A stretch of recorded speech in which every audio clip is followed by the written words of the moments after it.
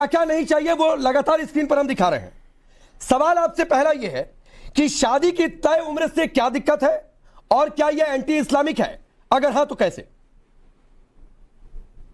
देखिए, सबसे अहम बात यह है कि मुस्लिम पर्सनल लॉ बोर्ड ने अपनी राय सौंप दी है देश को, अपनी राय दे दी है।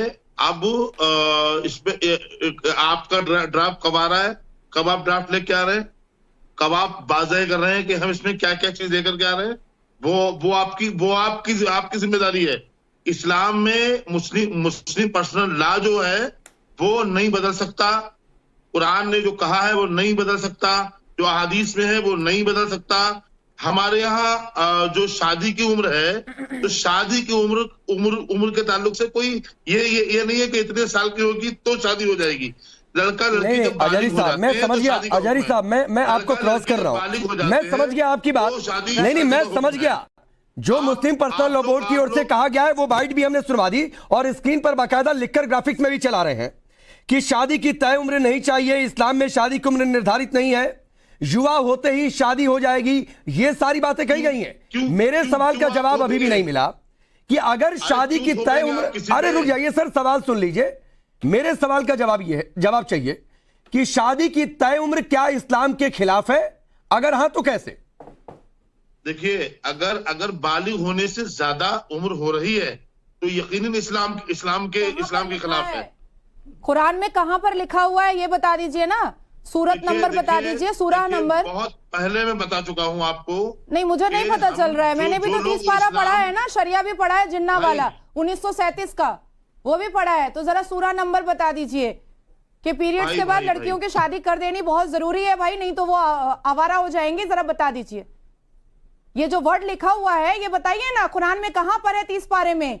मैंने बामाई ने पढ़ा है 30 पारा और जिन्ना वाला 1937 का शरिया भी पढ़ा है।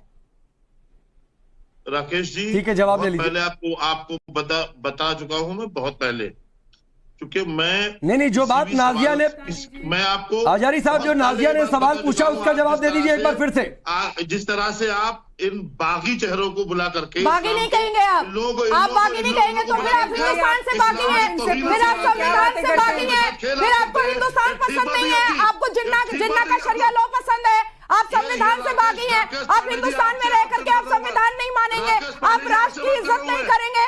आप मेरे को हर बार आप मुझे बागी क्यों बोलते हैं?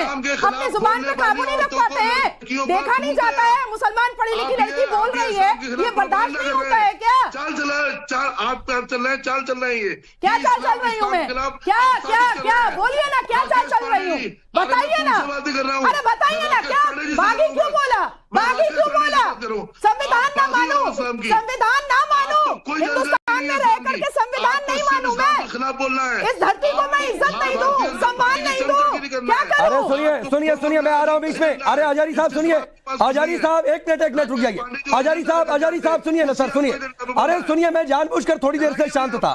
आजारी साहब सुनिए, थोड़ा महिलाओं का सम्मान करना सीखिए, उनके लिए कैसे शब्दों का इस्तेमाल किया जाता है वो जरा सीखिए। सुनिए सर, देखा है हमने सम्मान आप कितना करते हैं। बागी क्यों बोला तुमने?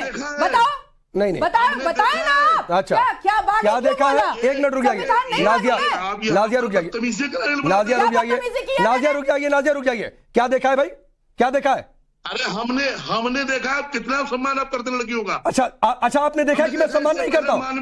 मान भी तनेजा को देखा है, आप ही लोगों के चैनलों पर देखा है, आप किस तरह से रागी जी उसको डांट रहे थे, देखा है हमने।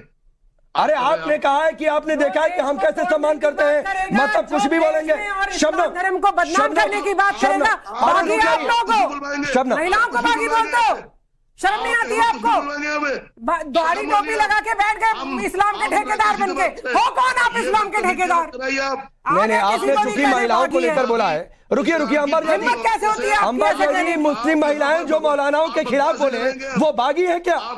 बागी है क्या? अगर अपने अधिकारों की बात करें तो बागी कहेंगे उन्हें? आजारी साहब देखिए राकेश, आपने बोला हम एक बहुत ही गंभीर मुद्दे पर चर्चा कर रहे हैं। रुक जाइए आजारी भाई रुक जाइए, के साथ हमें इस पर चर्चा करने की जरूरत है। यूनिफॉर्म सिविल कोड की जब बात आती है तो ये ये कोई धार्मिक मामला नहीं है और ना ही एक धार्मिक मुद्दा है। ये मुद्दा जुड़ा है जेंडर जस्टिस से, महिलाओं को इंसाफ से। हम भारत की बात करते हैं, भारत के संवैधानिक अधिकारों की बात की जाती है और जितने भी लोग आज लॉ कमीशन के पास अपनी राय लेकर पहुंचे हैं और ये कहते हैं और ये जिद दिखाते हैं कि अगर इस तरह का कोई कानून लागू किया गया, कोई बदलाव किया गया तो हम उसको नहीं मानेंगे, ये अधिकार उनको संविधान ने दिया है। और वही अधिकार जो आर्टिकल 14 उनको ये अधिकार देता है कि वो अपने अधिकारों के बराबरी के अधिकार पाते हैं, तो वो अधिकार मुझे भी मिले हैं कॉन्स्टिट्यूशन से। लेकिन आज तक असल माने में भारत की मुस्लिम महिलाओं को समान अधिकार नहीं मिले हैं। क्यों? अगर आप शरीयत एक्ट की बात करते तो 1937 से पहले कौन सा शरीयत एक्ट और कौन से शरीयत कानून माने जाते थे? उससे पहले तो सब एक ही जैसे कानून फॉलो करते थे। और जब बात आती है, एक सवाल मेरा मौलाना साहब से कि जरा आप ये बता दें कि आखिर शरीयत क्या है? शरीयत क्या ऐसी चीज है जिसमें बदलाव नहीं किया जा सकता? शरीयत वो कानून है जो कुरान और हदीस की रोशनी में इंसान की जरूरत के हिसाब से, समय के हिसाब से कानून बनाया जाता है ताकि लोगों में, महिला पुरुष में इंसाफ किया जा सके।